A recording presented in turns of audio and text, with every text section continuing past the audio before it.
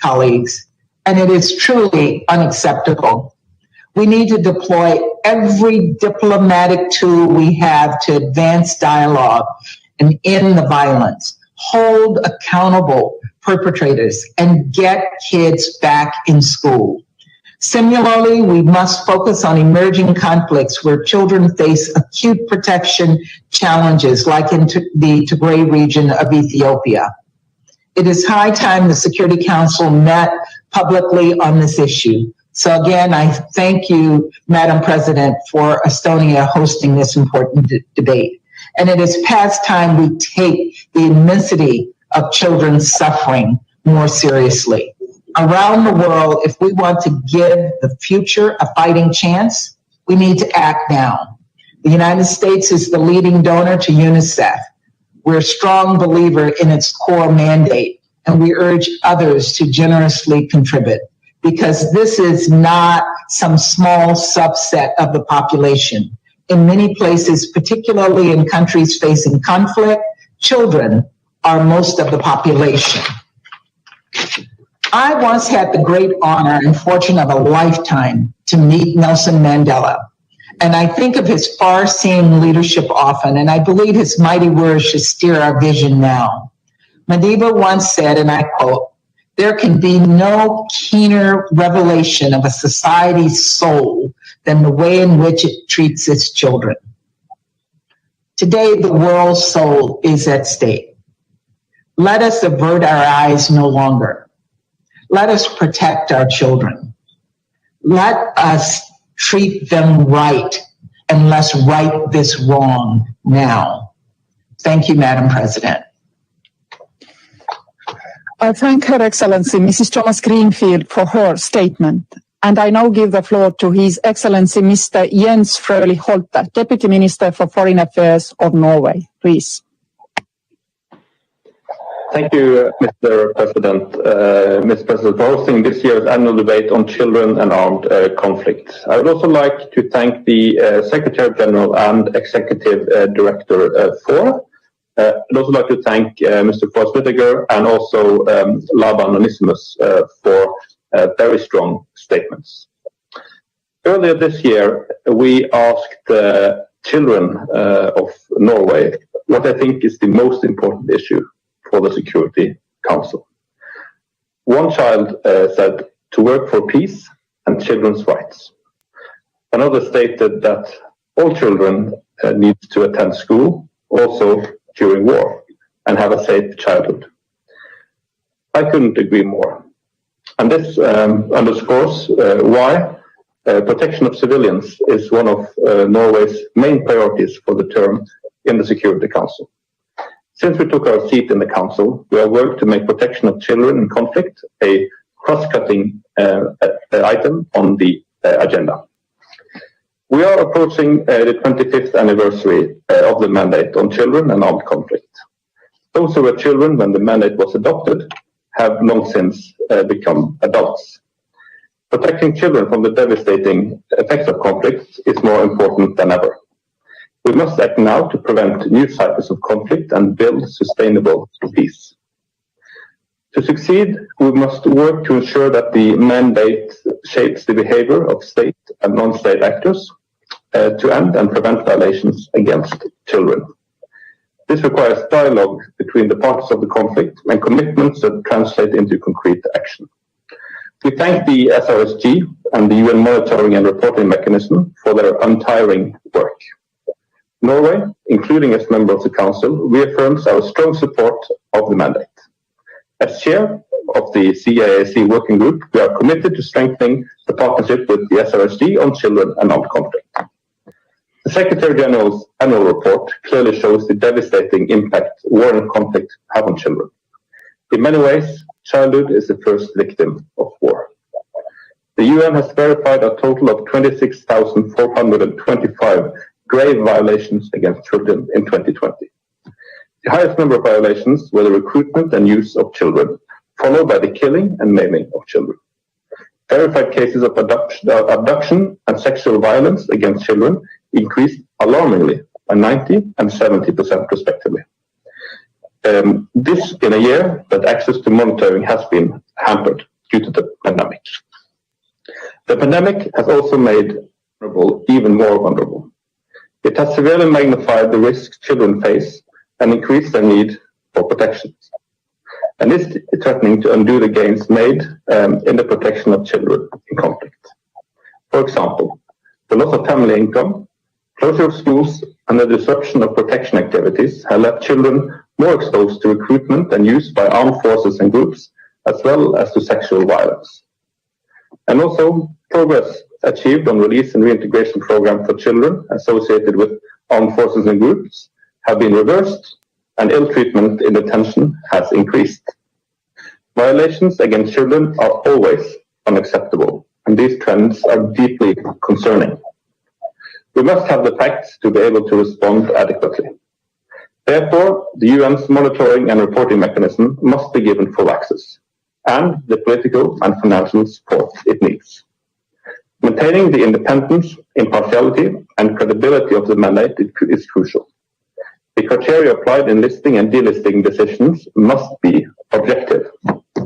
So we must ensure that child protection provisions and operational capacity are included in mandates all relevant of United Nations peacekeeping operations and special political missions.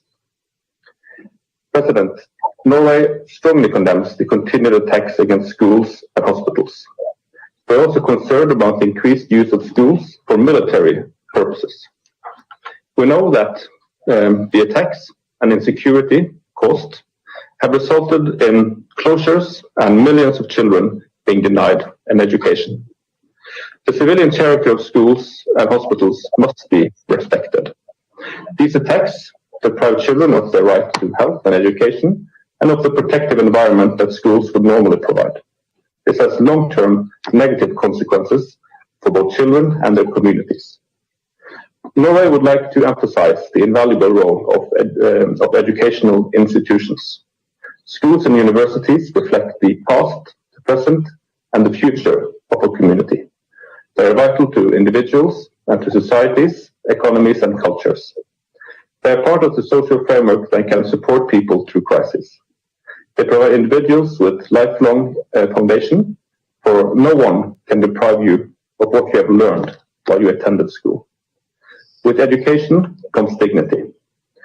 People affected by conflict consistently identify safe access to education of their children as a priority. Protecting these institutions is essential to achieving peace and security, and has a third place on the Council's agenda. We must do more to safeguard educational institutions from military use and attacks, and we must invest more in education in situations of crisis and conflict. Norway urges all countries to join the 109 states, 10 of which are on this council, that have endorsed and are working together to implement the Safe Schools Declaration.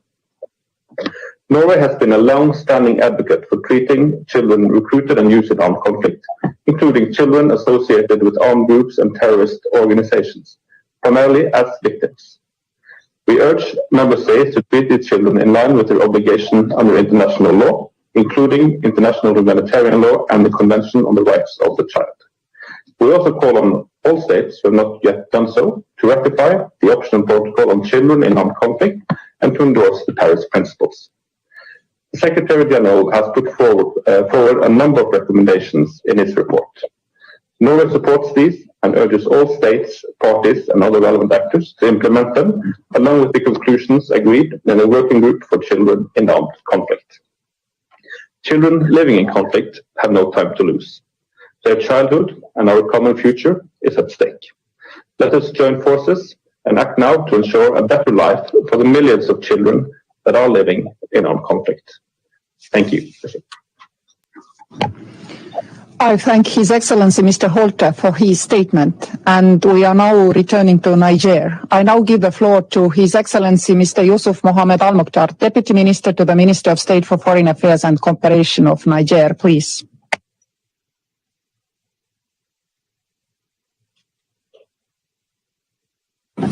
Suite au problème technique, vous verrez le message de son Excellence Monsieur le Président.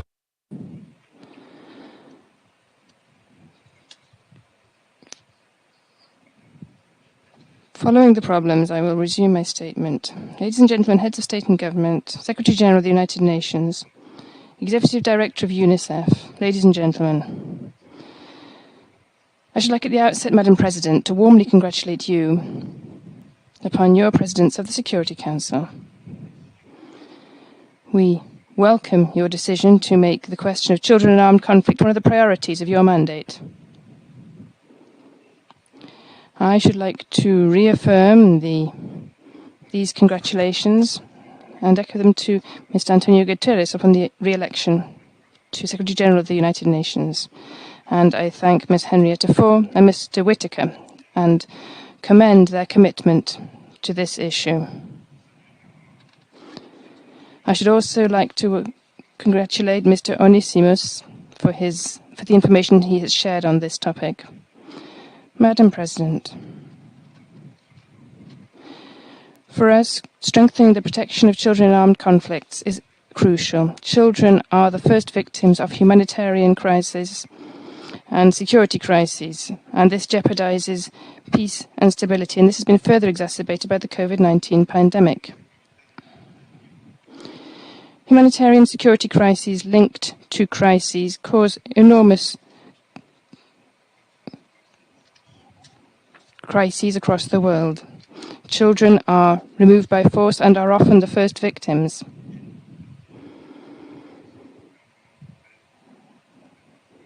We wish to see a world of peace where all children can fulfill and enjoy their full potential. But humanitarian security crises jeopardize protection systems, and children are the first victims. By way of illustration, over 26,400 serious violations committed against children were confirmed in 21 countries. In particular, the Sahel region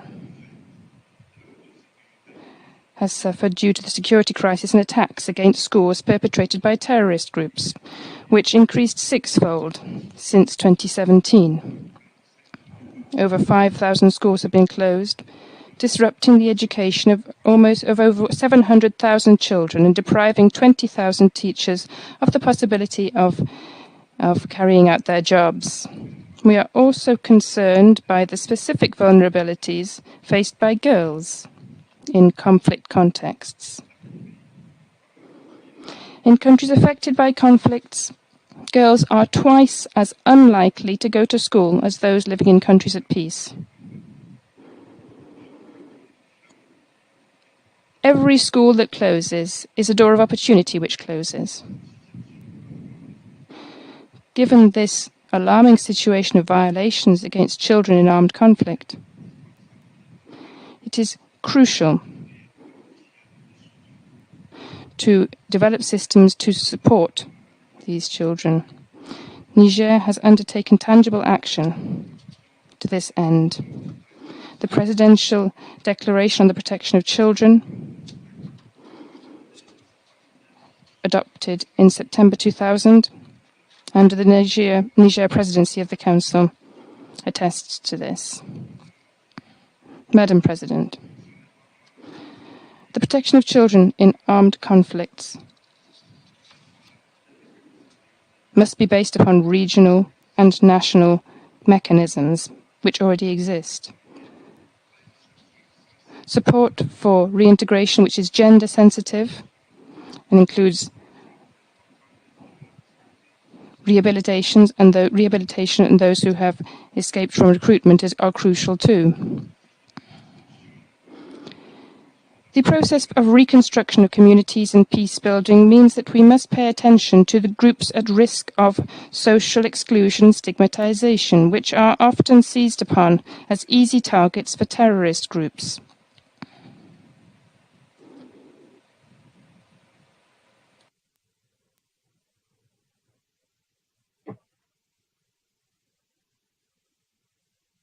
Madam President, regrettably, we've lost the connection to Niger again. May I recommend inviting the next speaker? Well, due to the technical difficulties, we have lost Niger once more.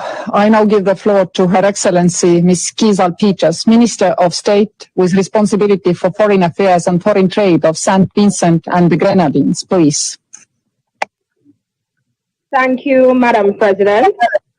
Let me begin by thanking our distinguished briefers, the Secretary General, His Excellency Mr. Antonio Gutierrez, Executive Director of UNICEF, Ms. Henrietta Fore, Advocate for Children affected by war, Mr. Forrest Whitaker, and Education Specialist at Plan International Nigeria, Mr. Laban Onesimus, for presenting in very clear terms the urgency with which we must act in service of our children.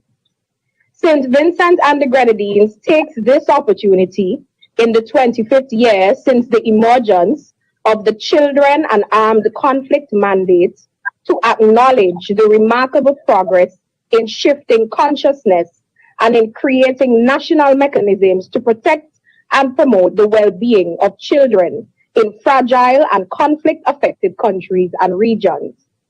Against this backdrop, we congratulate the Office of the Special Representative of Children in Armed Conflict upon receiving the Sapienza Human Rights Award 2020, another signal and most deserving achievement.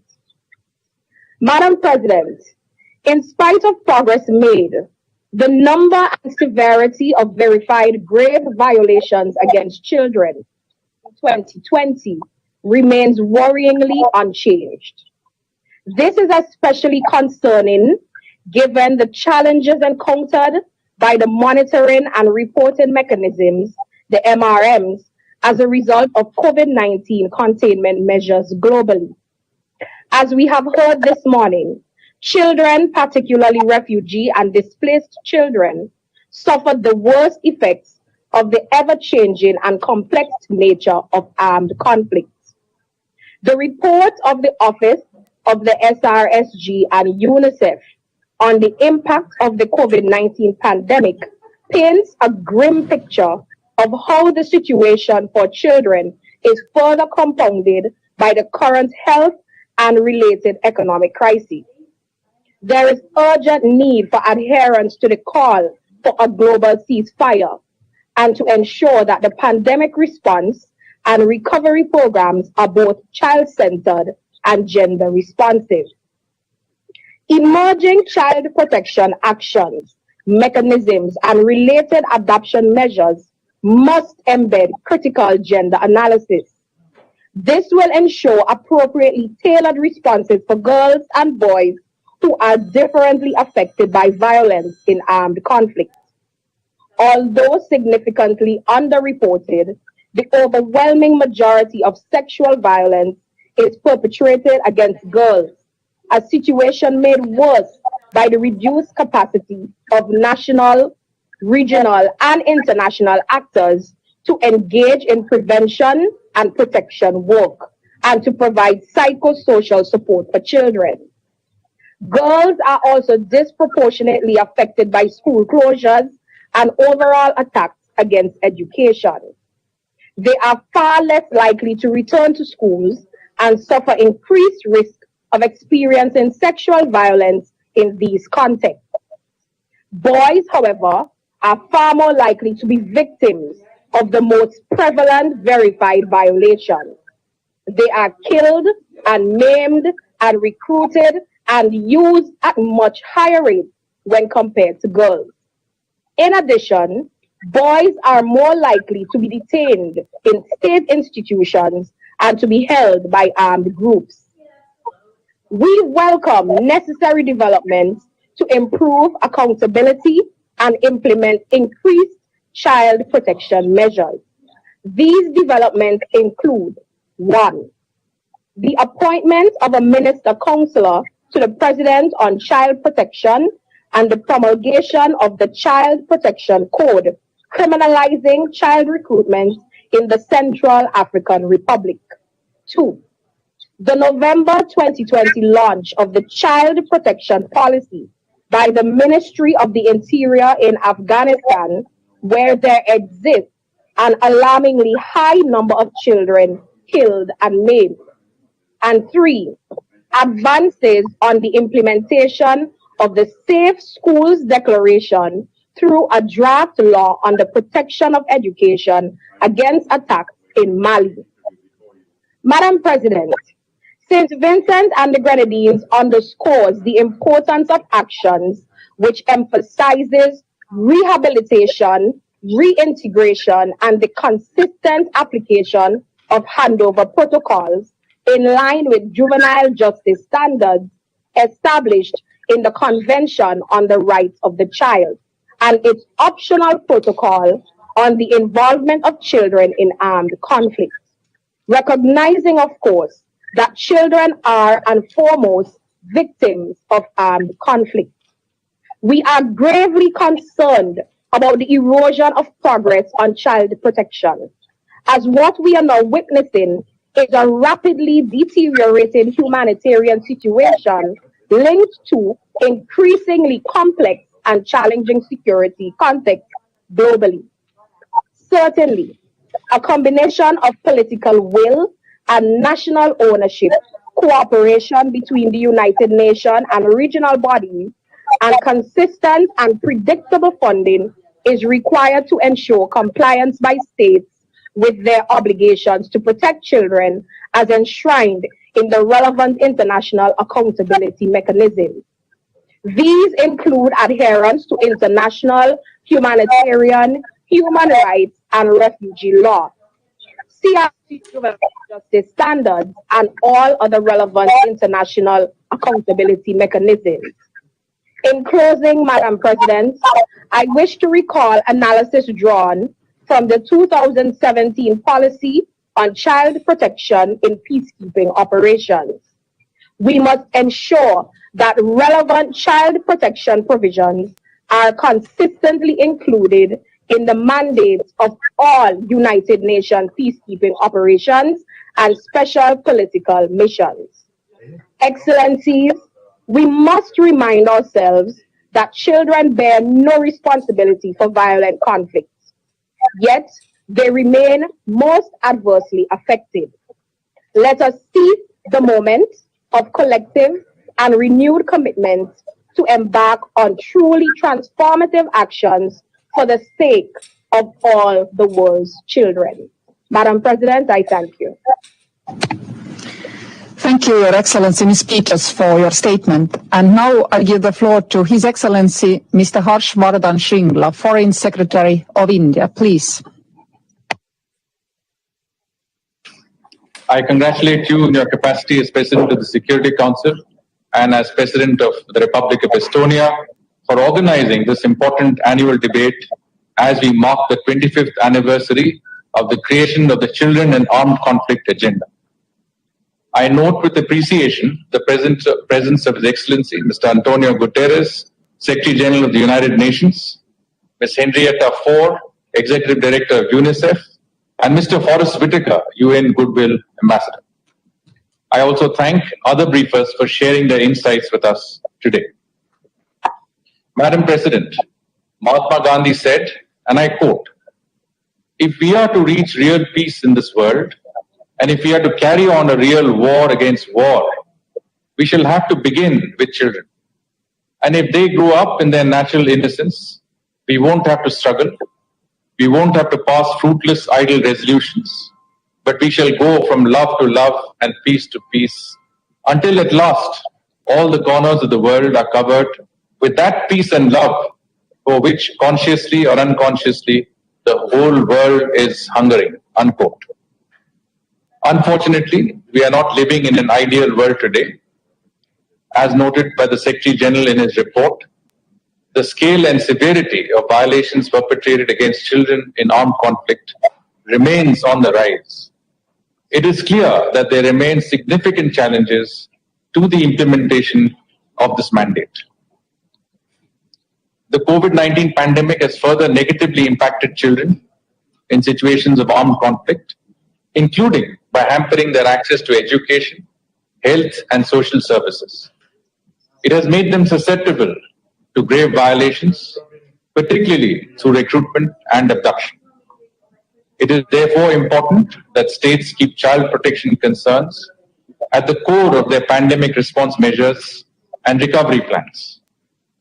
Madam President, national governments have the primary responsibility for protecting the rights of the child as mandated by the Convention on the Rights of the Child.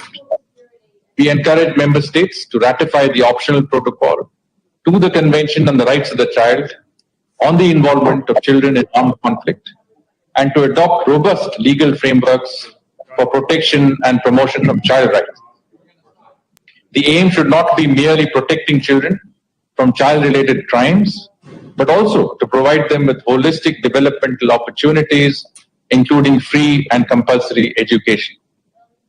Madam President, we are witnessing a dangerous and worrying trend in global terrorism, and that is an increase in the number of children that are being recruited and involved in terrorism-related activities. Terror groups take advantage of the fact that children are the most susceptible to manipulation. School closures due to the pandemic have provided an even greater opportunity to these terrorist groups to target children, including through online avenues for radicalization and indoctrination in violent ideologies. We believe that there is a need for a more coordinated approach in implementing the child protection and counterterrorism agendas. States need to demonstrate greater political will to hold the perpetrators of terrorism and their sponsors to account and to fulfill the Council's child protection obligations. We also call for ending impunity for all actors responsible for inciting and perpetrating grave violations against children. There must be greater accountability and sincere efforts in bringing the perpetrators to justice by governments from whose territory such entities operate. Close cooperation between the United Nations and its member states concerned is critical for developing an effective and sustainable policy for the repatriation and reintegration of children affected by armed conflict. States should adopt an inclusive approach to provide protection to child victims during the rehabilitation and reintegration process in post-conflict situations. Assistance to national governments for capacity building and strengthening legal and operational tools for child protection is vital. The monitoring and reporting mechanism of the United Nations should ensure continuous involvement of and close cooperation with the member states concerned, including ensuring the veracity and reliability of data collection. Madam President, based on our experience in UN peacekeeping over the decades, we recognize the importance of having sufficient resources and requisite number of child protection advisors in peacekeeping missions for the effective implementation of child protection programs. The Council may consider incorporating adequate child protection provisions and capacities in all relevant mandates of UN peacekeeping operations.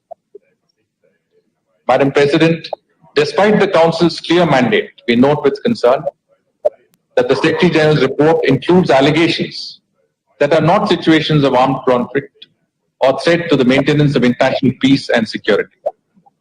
We must be cautious as attempts to selectively expand the mandate politicizes the agenda, diverting attention from real threats to international peace and security and to children in armed conflict.